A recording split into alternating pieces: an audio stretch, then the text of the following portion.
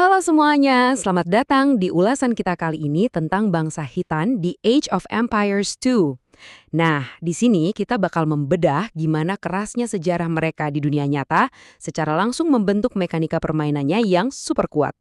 Ini bukan cuma soal ngomongin angka atau statistik ya, tapi tentang gimana gaya hidup dan kehebatan militer sebuah bangsa nomad bisa kalian terjemahkan jadi strategi penaklukan yang absolut di dalam game. Oke, sebelum kita pusing mikirin soal build order, kita harus kenal dulu nih, siapa sih sebenarnya bangsa Khitan ini. Bayangkan sebuah masyarakat pastoral yang sangat tangguh dari pegunungan Hingan, yang lokasinya ada di antara Mongolia dan Tiongkok Timur Laut. Buat mereka, menggembala kuda dan sapi itu bukan sekedar cara buat cari makan, tapi itu fondasi utama dari kerajaan raksasa yang mereka bangun. Mereka ini benar-benar meneror musuh-musuhnya pakai mobilitas pasukan berkuda yang luar biasa cepat.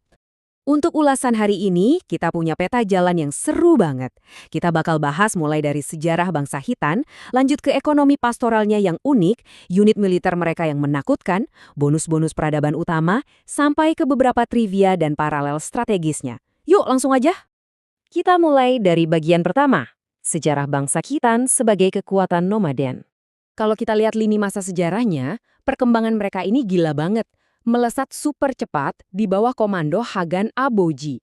Dia dengan sangat cerdas manfaatin kemunduran dinasti Tang buat merebut wilayah Tiongkok. Dan yang bikin mereka beda, mereka nggak cuma datang buat menjarah loh. Mereka bikin sistem pemerintahan ganda yang inovatif banget buat ngatur warga nomaden Khitan dan warga Tiongkok yang menetap. Walaupun akhirnya dinasti Liao utama ini runtuh oleh bangsa Jurchen, ketangguhan mereka nggak habis di situ. Bangsawan Khitan pindah ke barat dan mendirikan Kara Khitai yang bertahan berkuasa sampai hampir 1 abad lamanya. Dan kalau kalian mau tahu sekeras apa karakter pemimpin mereka, dengerin deh kutipan dari Ibu Suri Yingtian ini. Jadi tradisi waktu itu mengharuskan dia dikubur hidup-hidup bareng suaminya, sang kaisar yang meninggal. Tapi apa yang dia lakukan? Dia memotong tangannya sendiri buat dikubur sebagai pengganti dirinya, lalu dia lanjut hidup dan memerintah sebagai bupati yang luar biasa sukses selama 2 dekade. Benar-benar ketegasan di level yang berbeda kan? Nah, sekarang kita masuk ke bagian kedua. Ekonomi pastoral mereka yang unik. Disinilah sejarah nomaden mereka diterjemahkan dengan sangat apik ke dalam game. Gini, karena secara historis bangsa Khitan itu sangat mengandalkan gembalaan ternak dan gak menetap buat bertani, developer game ngambil keputusan yang benar-benar berani. Mereka ngebuang sistem pertanian standar dan menggantinya dengan bangunan pasture atau padang rumput. Spesialnya apa? Kalian bisa langsung menugaskan 2 villager sekaligus di 1 pasture. Ini jelas bakal ngerubah drastis dinamika ekonomi kalian di awal permainan. Dan dari sinilah ekonomi kalian bakal ngegulung kayak bola salji raksasa. Alih-alih pakai upgrade bajak sawah biasa di bangunan mil, bangsa Khitan punya teknologinya sendiri. Kalian bakal meneliti domestikasi, pastoralisme, dan transhumansi buat terus ningkatin jumlah hewan yang muncul dari setiap pasture baru. Ini tuh cara yang brilian banget buat mensimulasikan kawanan ternak nomaden yang terus berkembang dan gak terbendung. Lanjut ke bagian ketiga, unit militer. Ekonomi udah jalan, sekarang waktunya kita kerahkan mesin perang Khitan. Komposisi pasukan mereka ini didesain benar-benar mematikan. Di satu sisi, kita punya Liao Dao, unit infanteri berat yang tebasannya itu ninggalin efek bleeding, alias pendarahan berkelanjutan ke musuhnya. Di sisi lain, ada trebuchet berkuda. Bayangin, trebuchet yang ditarik unta dan serangannya ninggalin jejak api di tanah.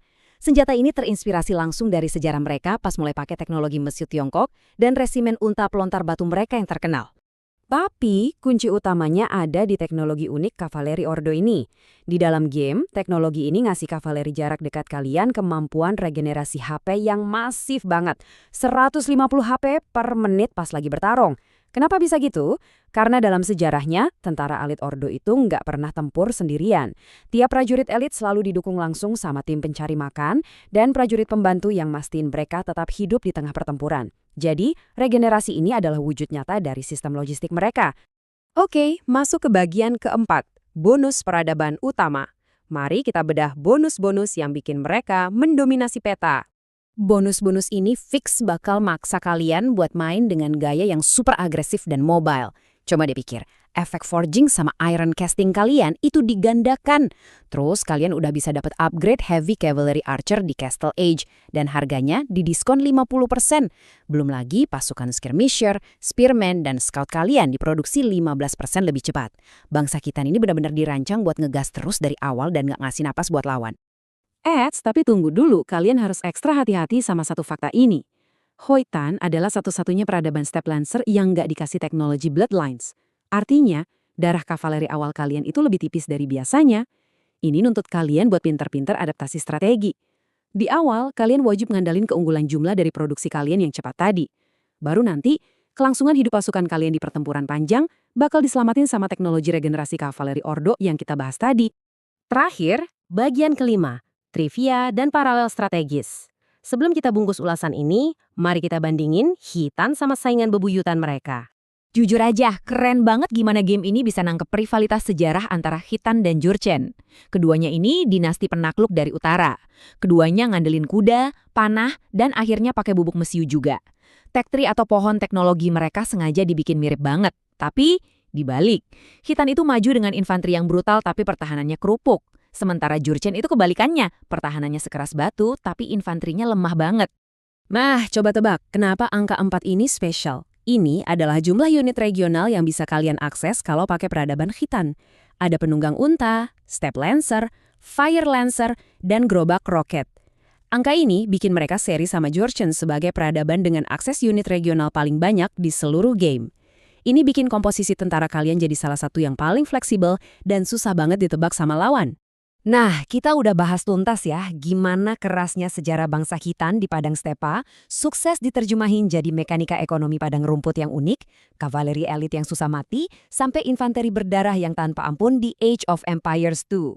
Setelah paham semua sinergi rahasia ini, pertanyaan buat kalian sekarang adalah, gimana cara kalian bakal ngelit pasukan Khitan ini buat melibas lawan-lawan kalian dan ngamanin kemenangan di pertandingan rank selanjutnya?